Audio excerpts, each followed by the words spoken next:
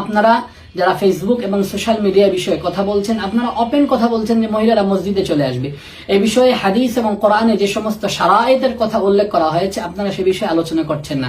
এজন্য আপনারা যারা মহিলাদের মসজিদে যাওয়ার বিষয়ে খুব জোর দিচ্ছেন, তাকিদ করছেন এবং গর্ব করছেন যে আমাদের মা বোনদেরকে আমরা মসজিদে নিয়ে আসতে সক্ষম হয়েছি, তাদের বিষয়ে কিছু শর্তের কথা উল্লেখ করছি হাদিসের আলোকে। দেখুন বর্তমান শর্তগুলো আপনারা পান কিনা। 1 নম্বর, স্বামীর অনুমতি। হযরত ইমাম বুখারী রাহমাতুল্লাহি আলাইহি সহিহ বুখারী শরীফের মধ্যে একটা অধ্যায় উল্লেখ করেছেন, ইস্তিজানুল মারআতি যাওজাহা বিল খুরুজি ইলাল মসজিদি, যে মহিলা মসজিদে যাওয়ার আগে তার স্বামীর অনুমতি নেবে। এই হাদিসে সহিহ বুখারী শরীফের 2য় খণ্ডের 788 পৃষ্ঠা এবং সহিহ মুসলিম শরীফের 1ম খণ্ডের 183 পৃষ্ঠায় এই হাদিস উল্লেখ রয়েছে। আন সালিম ইবনে আব্দুল্লাহ আন আবিহি আনিন নবী সাল্লাল্লাহু আলাইহি ওয়াসাল্লাম قال اذا استأذنت المرأة احدكم فلا يمنع اذا استأذنت المرأة احدكم فلا يمنعها, তোমাদের কেউ যদি তোমাদের কাছে মসজিদে যাওয়ার অনুমতি কামনা করে তাহলে সে যেন বাধা না দেয়। প্রিয় দর্শক, এখানে রাসূল করিম সাল্লাল্লাহু আলাইহি ওয়াসাল্লাম অনুমতির কথা বলেছেন, অনুমতি নিয়ে যেতে হবে। 1। 2 নম্বর, এই হাদিসের আলোকে যুগশ্রেষ্ঠ মুহাদ্দিসিন আল্লামা আনওয়ার শেখ কাশ্মীরি রাহমাতুল্লাহ আলাইহি থেকে অনেক মুহাদ্দিসিনে কেরাম বলেছেন, যেহেতু আমাদের এই ভাইয়েরা এই হাদিসের দ্বারাই মহিলাদের মসজিদে যাওয়ার দলিল প্রমাণ দিতে চান, এই জন্য এখানে এই কথাও বলে যাচ্ছি যে এই হাদিসে মহিলাদের মসজিদে যাওয়ার ফজিলত, মহিলাদের মসজিদে যাওয়ার জন্য উৎসাহ প্রদান, মহিলাদের মসজিদে যাওয়ার কোনো শ্রেষ্ঠত্ব বয়ান করা হয়নি, বরং কথার কথা বলা হয়েছে যদি মহিলা মসজিদে যেতে চায় তাকে বাধা যেন দেওয়া না হয়। স্বাভাবিক, মহিলা মসজিদে যেতেই পারে, মহিলা মসজিদে যাওয়ার অনুপযুক্ত শরীয়ত নির্ধারণ করে নেই। হ্যাঁ, নামাজ পড়তে যাওয়ার বিষয়ে ইসলামী শরীয়তের দিক নির্দেশনা কি, যেটা আমরা প্রথমে বলে এসেছি, উম্মে হামিদা রাদিয়াল্লাহু তাআলা হাদিস থেকে বুঝে আসে মহিলা বাসায় নামাজ পড়বে। প্রিয় দর্শক, তাহলে আমরা বুঝলাম যে মহিলা মসজিদে যাওয়ার প্রথম শর্ত হলো স্বামীর অনুমতি। এ বিষয়ে একটা হাদিস সহিহ বুখারী এবং সহিহ মুসলিমের বরাতে উল্লেখ করা হয়েছে, আরো বেশ কয়েকটি হাদিসের কিতাবে এরকম হাদিস উল্লেখ রয়েছে। প্রিয় দর্শক, 2 নম্বর শর্ত হলো মহিলা দিনের বেলায় মসজিদে যাবে না।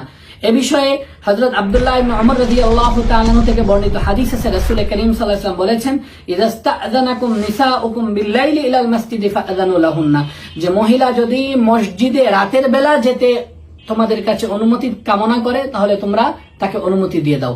এতে বোঝা যায় মহিলা দিনের বেলা মসজিদে যাওয়ার অবকাশ নেই, মহিলা রাত্রি বেলা মসজিদে যাবে। প্রিয় দর্শক, এ বিষয়ে আরো অনেকগুলো হাদিস রয়েছে হাদিসের বিভিন্ন কিতাবে। ইমাম বুখারী রাহমাতুল্লাহি আলাইহি এই হাদিসটা বাবু খুরুজিন নিসা ইলাল মাসাজিদ বিল লাইলি ওয়াল গালাসি এর অধ্যায়ে উল্লেখ করেছেন।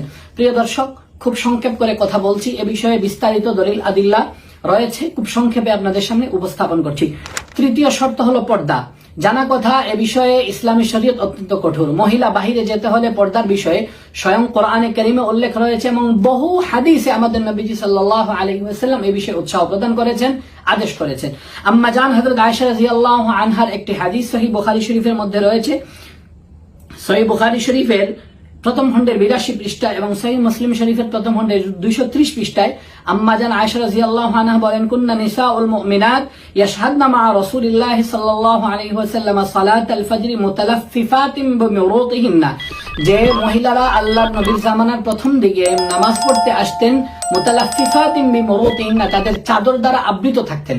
এজন্য এই হাদিসের আলোকে মুহাদ্দিসিনে কেরাম কঠোরভাবে উল্লেখ করেছেন মহিলা মসজিদে যাবে পর্দা সহকারে, পর্দা লঙ্ঘন করে যাওয়া যাবে না। প্রিয় দর্শক, 4র্থ শর্ত হলো সুগন্ধি ব্যবহার করা।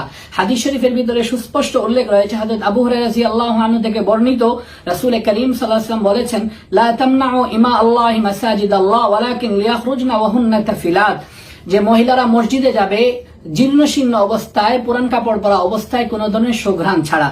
প্রিয় দর্শক, হযরত আবু হুরায়রা রাদিয়াল্লাহু আনহু থেকে বর্ণিত আরেকটি হাদিস সহিহ মুসলিম শরীফের 1ম খণ্ডের 183 পৃষ্ঠায় আছে, আইয়ুমা ইমরাআতিন আসাবাত বাখুরান ফালা তাশহাদ মা'আনাল ইশা আল আখিরা, কোন মহিলা যদি শরীরে সুগন্ধি লাগায়, বর্তমান সময়ে বিভিন্ন ধরনের পারফিউম আছে এবং অনেক ধরনের সাবানেও ঘ্রাণ আছে, এগুলা যদি কোনো মহিলা ব্যবহার করে, রাসূল করিম সাল্লাল্লাহু আলাইহি ওয়াসাল্লাম বলেন সেজন্য আমাদের এশার নামাজে হাজির না হয়। প্রিয় দর্শক, এরকম আরো শর্ত রয়েছে। 5ম নম্বর শর্ত হলো সাজসজ্জা নিষিদ্ধ। মসজিদে যেতে মহিলা কোনো ধরনের সাজুগুজু করবে না, কোনো ধরনের সৌন্দর্য প্রকাশ করবে না, বরং একদম স্বাভাবিক অবস্থায় যাবে। প্রিয় দর্শক, আম্মা জান হযরত আয়েশা সিদ্দিকা রাদিয়াল্লাহু তাআলা আনহা থেকে বর্ণিত এ জাতীয় একটি হাদিস সহিহ সুনানে ইবনে মাজাহ 2য় খণ্ডের 326 নম্বর পৃষ্ঠায় উল্লেখ রয়েছে, যে হাদিসে আম্মা জান হযরত আয়েশা সিদ্দিকা রাদিয়াল্লাহু তাআলা আনহা মহিলাদেরকে সাজুগুজু করে মসজিদে যেতে নিষেধ করেছেন।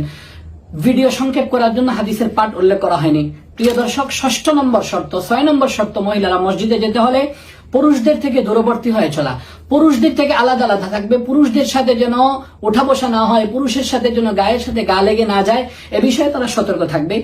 পুরুষদের থেকে কিভাবে দূরে থাকবে এ বিষয়ে ইসলামী শরীয়ত বেশ কয়েকটা শর্তরূপ করেছে। যেমন 1 নম্বর, রাস্তা পৃথক হওয়া।